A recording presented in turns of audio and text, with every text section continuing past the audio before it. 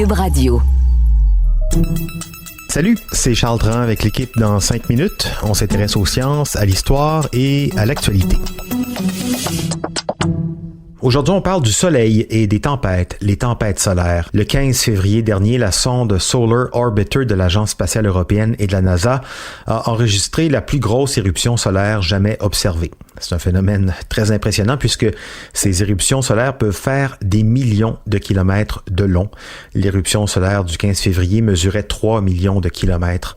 Bon, ce ne sont pas des flammes longues de 3 kilomètres qui sortent du Soleil, ce sont en fait des ondes, de puissantes ondes magnétiques qui voyagent très loin dans l'espace, notamment jusqu'à nous. Et il arrive que ces tempêtes solaires frappent la Terre sans que ça change rien pour nous, mais il arrive aussi que de très puissantes éruptions causent de véritables problèmes. Panne de courant, d'Internet, court-circuit. Bon, alors est-ce qu'on doit les craindre, ces tempêtes solaires, et surtout, peut-on savoir à peu près c'est quand la prochaine? Voici Félix Pedneau. 10, 9, 8, Le 3 février, SpaceX envoie dans l'espace 49 nouveaux satellites.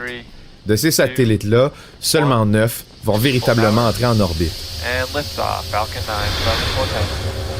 C'est que, quelques jours avant le lancement de ces satellites-là, une éruption solaire éclate à la surface du Soleil.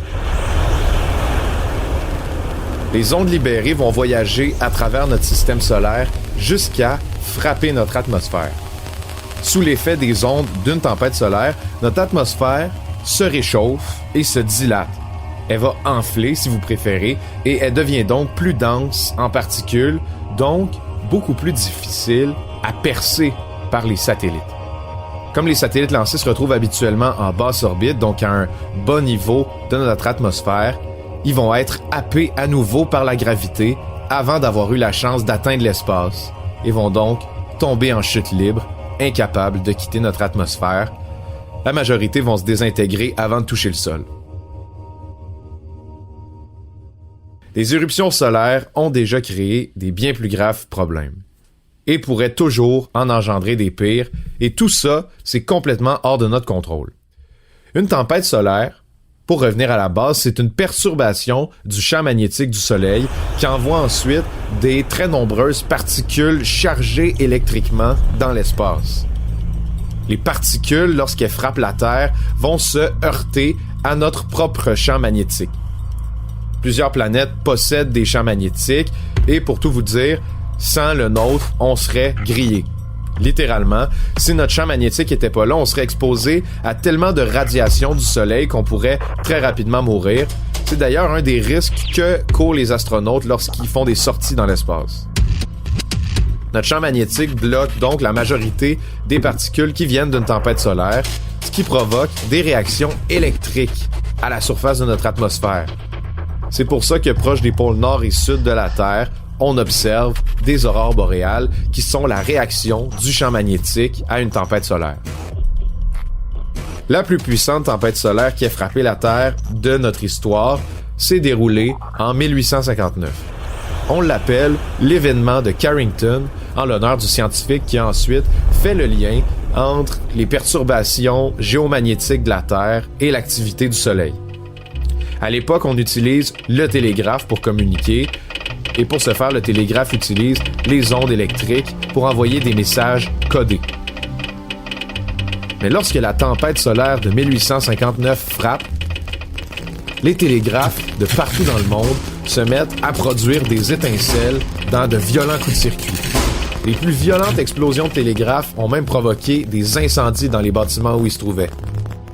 Lors des événements de Carrington de 1859, la tempête solaire est tellement forte qu'on remarque des aurores boréales à la hauteur d'Hawaï et de Cuba, donc très loin des pôles où se concentrent habituellement les aurores boréales.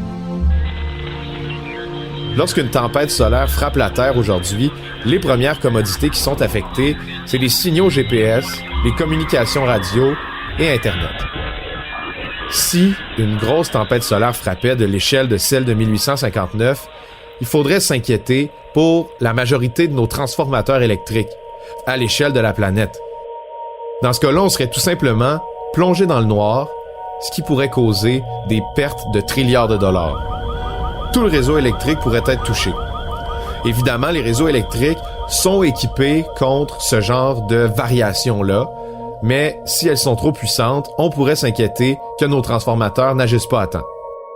Anecdote, en mars 1989, il y a une tempête solaire qui avait frappé la Terre et elle avait provoqué des grosses variations de tension sur le réseau d'Hydro-Québec qui avait poussé notre fournisseur national à utiliser son système de protection. Donc pendant plus de 9 heures, en 1989, le Québec en entier avait été privé d'électricité à cause d'une tempête solaire. Imaginez si un événement de l'échelle de celui de 1859 nous plongeait dans le noir. Pendant combien de temps est-ce qu'on pourrait être affecté? Tout ce qu'on peut faire, en attendant, c'est observer le soleil, toujours avec de meilleurs outils, dans le but de prévoir la prochaine tempête solaire. Ça vous inquiète? Mais vous avez du temps pour vous préparer, parce que le soleil a des cycles magnétiques d'environ 11 ans. Le pic de notre cycle solaire actuel devrait être atteint vers 2025, mais là encore, on s'attend pas non plus à l'intensité de celui de l'événement de Carrington de 1859. Bref, on peut encore dormir à tête reposée, c'est pas le soleil qui va nous griller le premier. Non, malheureusement, on est capable tout seul, comme des grands, de se griller. Cela dit, même si c'était pas un bon signe à l'époque, en 1859, des aurores boréales au-dessus d'une île en éruption à Hawaï, ça devait être surréel pour les témoins qui ont pu l'observer. Merci Félix Pedneau, c'était en 5 minutes.